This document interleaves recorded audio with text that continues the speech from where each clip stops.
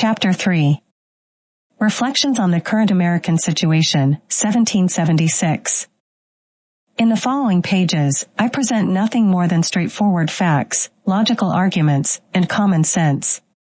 I have no other requests for the reader than that they rid themselves of prejudice and preconceived notions and allow their reason and emotions to make their own judgments.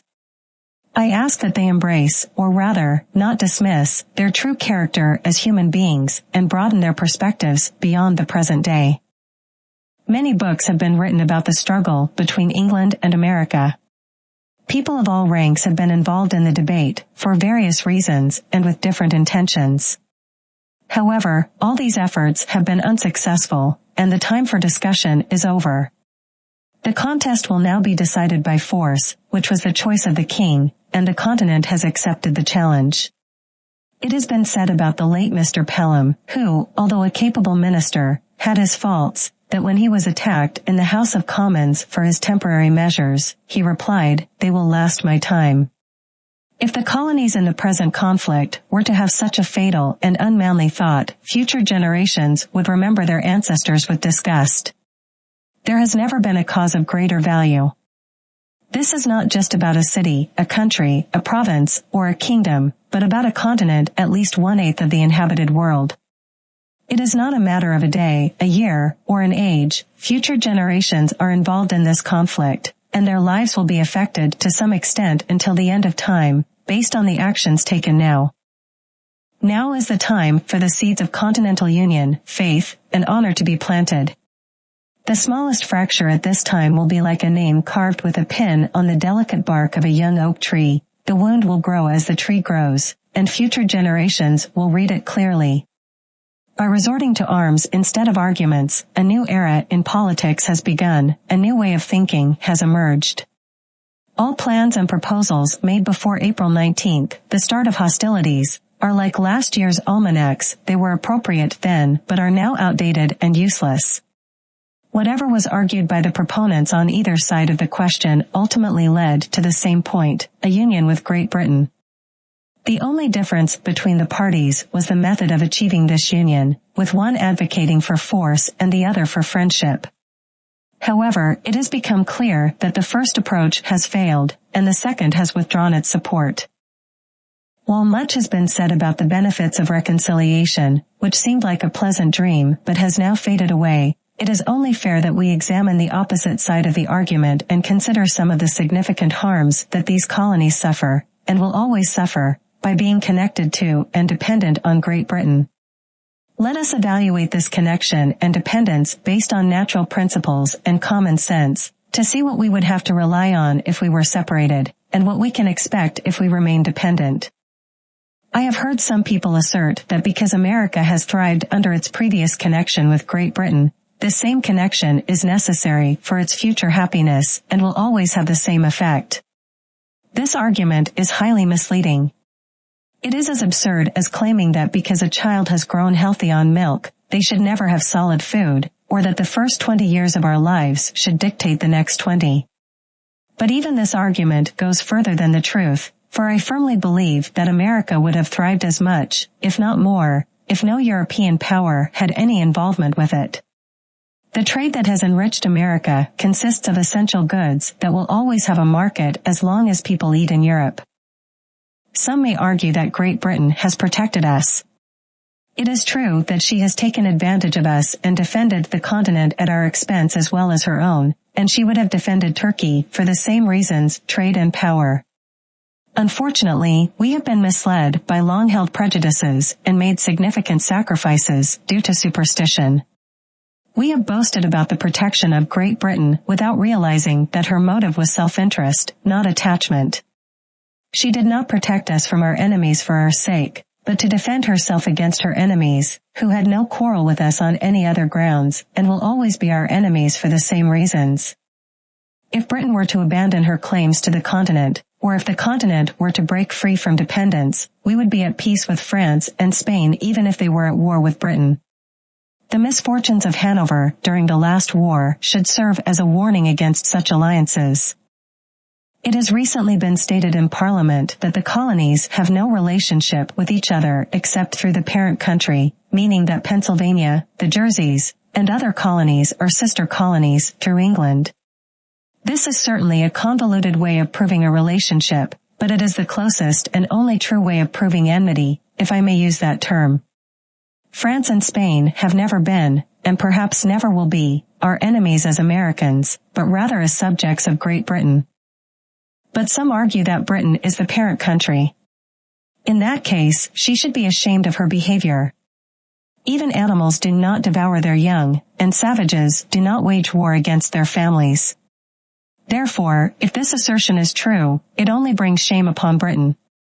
However, it happens not to be entirely true, and the phrase parent or mother country has been deceptively adopted by the king and his supporters with the intention of manipulating our minds through religious trickery. Europe, not England, is the parent country of America. This new world has been a refuge for those persecuted for their love of civil and religious liberty from all parts of Europe. People have fled here not from the tender embrace of a mother, but from the cruelty of a monster. It is true, to some extent, that the same tyranny that drove the first immigrants from their homes still pursues their descendants. In this vast quarter of the world, we forget the narrow boundaries of 360 miles, the size of England, and extend our friendship on a larger scale. We claim brotherhood with every European Christian and take pride in the generosity of this sentiment. It is pleasant to observe how we gradually overcome local prejudice as we expand our knowledge of the world. A man born in any town in England, divided into parishes, will naturally associate mostly with his fellow parishioners, because they often share common interests, and refer to them as neighbors. If he meets them a few miles away from home, he abandons the narrow idea of a street and greets them as fellow townspeople. If he travels outside of the county and encounters them in another, he forgets the smaller divisions of street and town and calls them countrymen, that is, people from the same county. But if, during their travels abroad, they were to meet in France or any other part of Europe, their local identity would expand to include being Englishmen. And by the same reasoning, all Europeans meeting in America or any other part of the world are fellow countrymen, because England, Holland, Germany, or Sweden, when compared to the whole, hold the same position on a larger scale as the divisions of street, town, and county do on a smaller one. These distinctions are too limited for continental minds. Not even 1/3 of the inhabitants of this province are of English descent. Therefore, I reject the phrase parent or mother country applied only to England as false, selfish, narrow, and ungenerous. But even if we were all of English descent, what does it matter? Britain, now being an open enemy, nullifies any other name or title. To say that reconciliation is our duty is truly ridiculous. The first king of England from the current line, William the Conqueror, was a Frenchman, and half of the peers of England are descendants from the same country. Therefore, by the same reasoning, France should govern England. Much has been said about the combined strength of Britain and the colonies, suggesting that together they could defy the world. But this is mere presumption. The outcome of war is uncertain, and these expressions mean nothing, because this continent would never allow itself to be drained of inhabitants to support the British military in Asia, Africa, or Europe. Besides, what business do we have defying the world? Our plan is commerce, and if we focus on it, it will secure us peace and friendship with all of Europe, because it is in the interest of all of Europe to have America as a free port. Our trade will always serve as protection, and our lack of gold and silver will keep us safe from invaders. I challenge the most ardent advocate for reconciliation to show a single advantage that this continent can gain from being connected to Great Britain. I repeat the challenge, not a single advantage can be derived. Our corn will fetch a good price in any European market, and we must pay for our imported goods wherever we buy them. But the injuries and disadvantages we suffer from this connection are countless, and our duty to all of humanity, as well as to ourselves, instructs us to renounce this alliance. Any submission to or dependence on Great Britain directly leads to involving this continent in European wars and conflicts, and it causes us to be at odds with nations who would otherwise seek our friendship, and against whom we have no anger or complaint. If Europe is our market for trade, we should not form any partial connection with any part of it. It is in the true interest of America to avoid European disputes, which it can never do while, by depending on Britain, it becomes a mere pawn in British politics. Europe is too densely populated with kingdoms to remain at peace for long, and whenever a war breaks out between England and any foreign power, the trade of America suffers because of its connection to Britain. The next war may not turn out like the last, and if it doesn't, those advocating for reconciliation now will wish for separation then, because in that case, neutrality would be safer than being involved in a war. Everything that is right or natural supports separation. The blood of the slain, the weeping voice of nature cries, it's time to part. Even the distance that the Almighty has placed between England and America is a strong and natural proof that the authority of one over the other was never the intention of heaven. The timing of the continent's discovery also adds weight to the argument, as if the Almighty graciously meant to provide a sanctuary for the persecuted in the future, when home would no longer offer friendship or safety. The authority of Great Britain over this continent is a form of government that will eventually come to an end, and a serious mind can find no true pleasure in looking forward, knowing with certainty that what he calls the present constitution is only temporary. As parents, we cannot find joy in knowing that this government will not last long enough to ensure anything for our posterity. And by a simple method of reasoning, since we are burdening the next generation with debt, we should also do the work of securing their future, otherwise we treat them poorly and pitifully. In order to understand our duty correctly, we should take our children by the hand and project ourselves a few years further into the future. From that vantage point, we will see a perspective that is hidden from us now by present fears and prejudices. While I will be careful not to offend unnecessarily, I am inclined to believe that all those who support the doctrine of reconciliation can be described as follows. They are interested individuals who cannot be trusted, weak individuals who cannot see, prejudiced individuals who refuse to see, and a certain group of moderate individuals who have a higher opinion of Europe than it deserves. Unfortunately, this last group, due to their misguided thinking, will cause more harm to this continent than the other three combined. Many people are fortunate enough to live far away from the sorrows of the American colonies. The troubles have not reached their doorstep, so they do not understand how precarious American property truly is. However, if we imagine ourselves in Boston for a moment, we will learn valuable lessons and realize the need to reject a power in which we cannot place our trust. The inhabitants of that unfortunate city, who were living comfortably just a few months ago, now have no choice but to stay and starve or go out and beg. If they remain in the city, they are in danger from the fire of their friends, and if they leave, they are plundered by the soldiers. They are currently prisoners without hope of redemption, and in a general attack to rescue them, they would be exposed to the fury of both armies. Some people with passive temperaments overlook the offenses of Britain and, still hopeful for reconciliation, say, "Come, come, we will be friends again, despite all this." But if we examine the passions and emotions of mankind, and put the doctrine of reconciliation to the test of human nature, can we truly love, honor, and faithfully serve a power that has brought destruction and chaos to our land? If we cannot do all these things, then we are only deceiving ourselves and, by delaying, bringing ruin upon future generations. Our future connection with Britain, whom we neither love nor honor, will be forced and unnatural. It will be based solely on present convenience and will eventually fall into a state worse than the initial one. But if you claim that you can overlook these violations, then I ask, has your house been burned down? Has your property been destroyed before your eyes? Are your wife and children without a bed to sleep on or bread to eat? Have you lost a parent or child at the hands of the British, while you yourself are left ruined and miserable?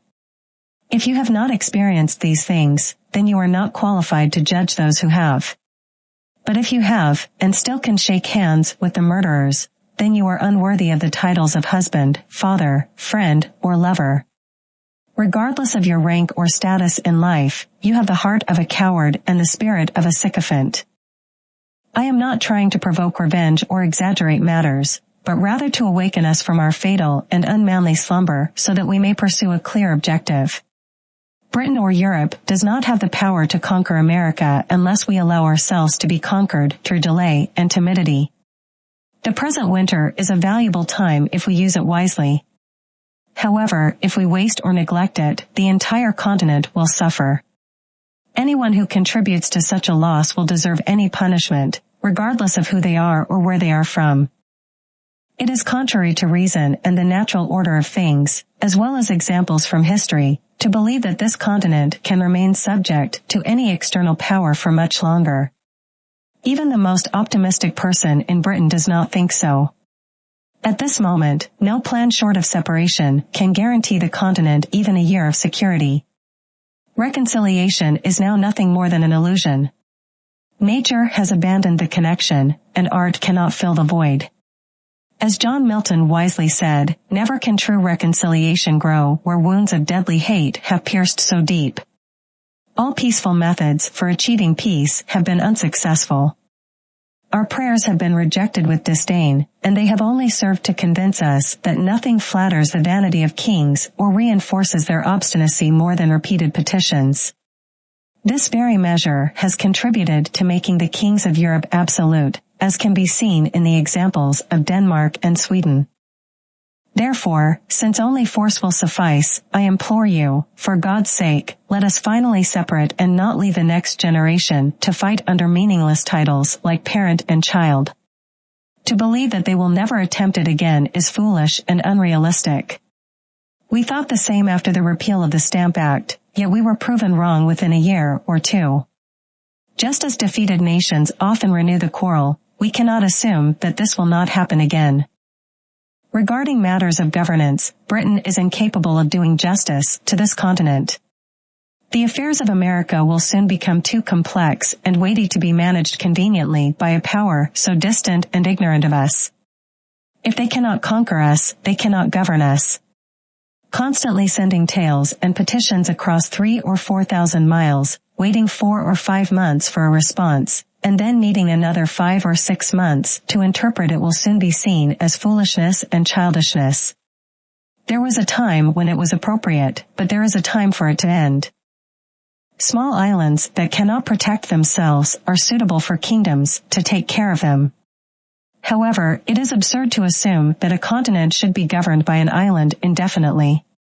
Nature has never made a satellite larger than its primary planet, and since England and America, in relation to each other, defy the natural order, it is clear that they belong to different systems, England to Europe and America to itself. I am not advocating for separation and independence out of pride, party loyalty, or resentment. I am genuinely, firmly, and conscientiously convinced that it is in the best interest of this continent to be independent. Anything less than that is merely a temporary solution that cannot bring lasting happiness. It would mean leaving the burden of war to our children and retreating at a time when a little more effort would have made this continent the envy of the world. Since Britain has shown no inclination towards compromise, we can be certain that no terms will be offered that are worthy of acceptance by the continent or equal to the blood and treasure we have already sacrificed. The objective we are fighting for should always be worth the cost. Removing North or the entire detestable group of politicians is not worth the millions we have spent. A temporary trade disruption would have been a sufficient inconvenience to balance the repeal of the acts we protested against, if those repeals had been achieved. But if the entire continent must take up arms and every man must become a soldier, it is hardly worth it to fight against a contemptible ministry alone. We pay dearly for the repeal of the acts if that is all we are fighting for.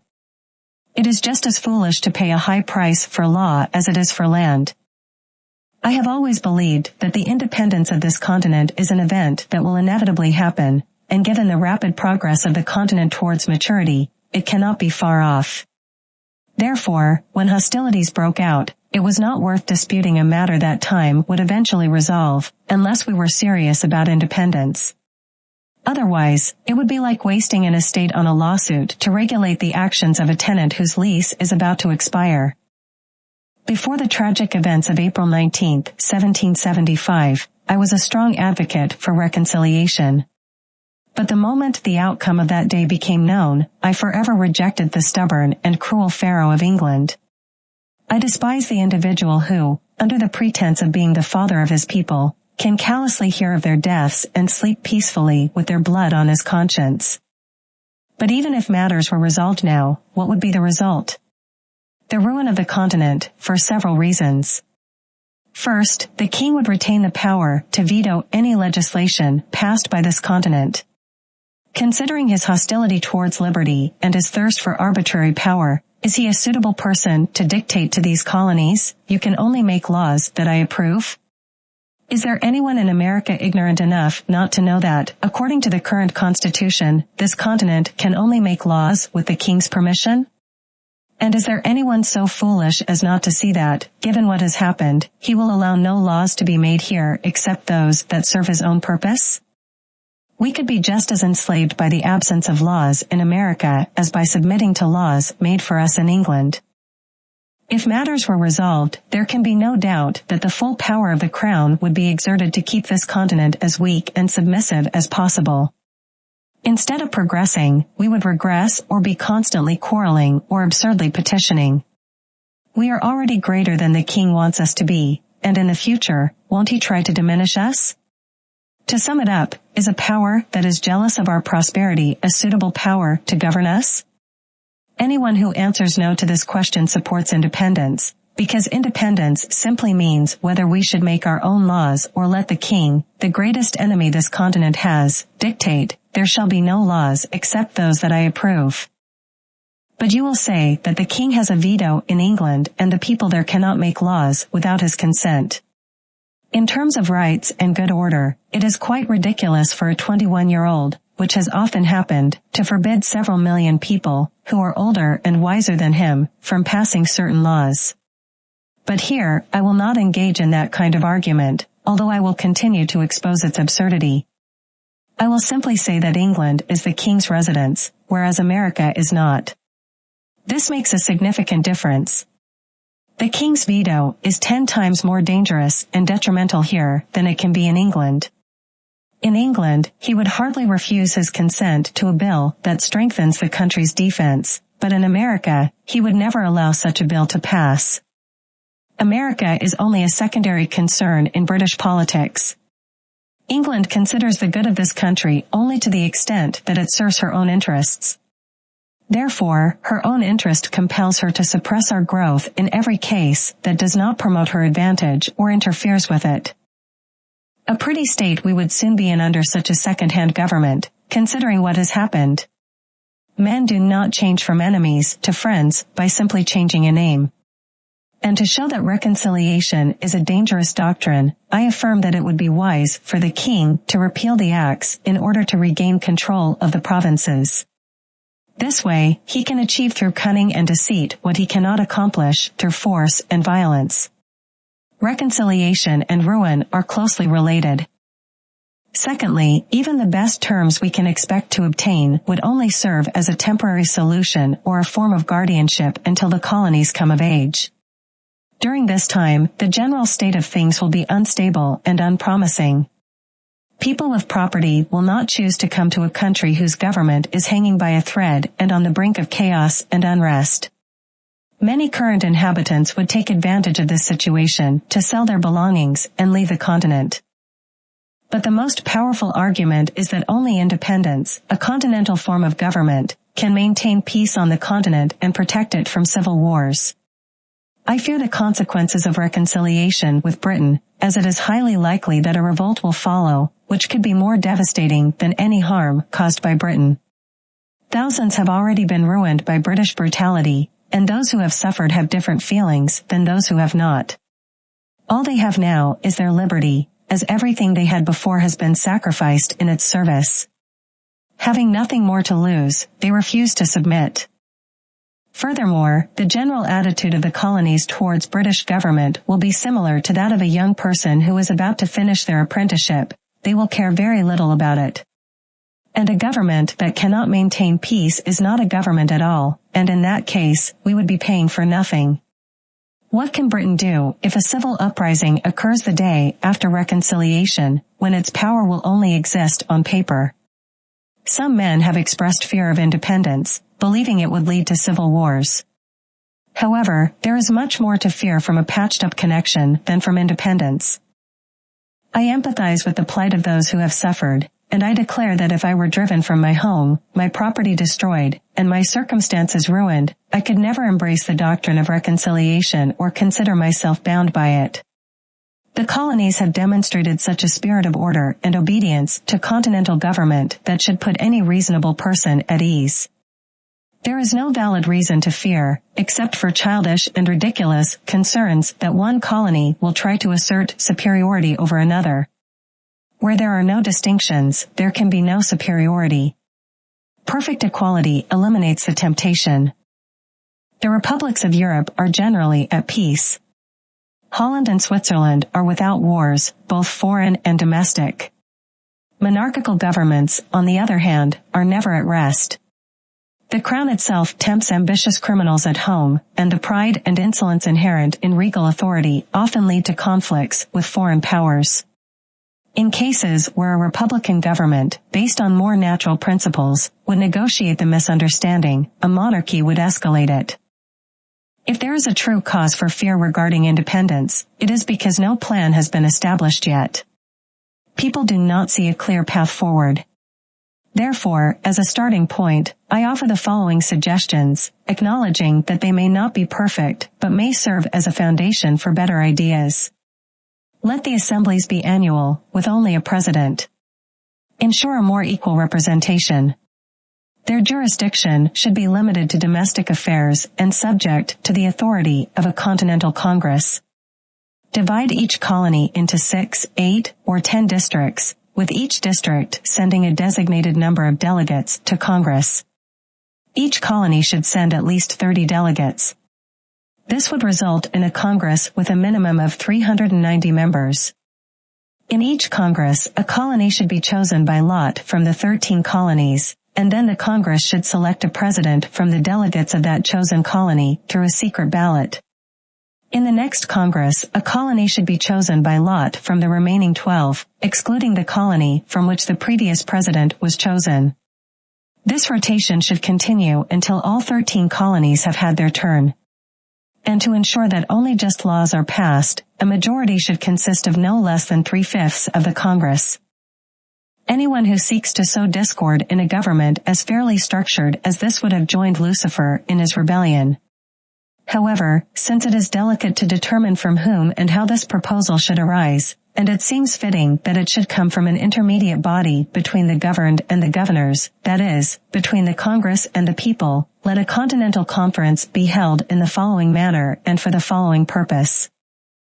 A committee of 26 members of Congress, 2 for each colony, 2 members from each House of Assembly or Provincial Convention, and 5 representatives of the people at large will be chosen in the capital city or town of each province to represent the whole province.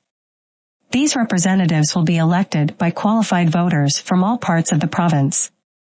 Alternatively, if more convenient, the representatives may be chosen in 2 or 3 of the most populous parts of the province. This conference will bring together the 2 important principles of knowledge and power.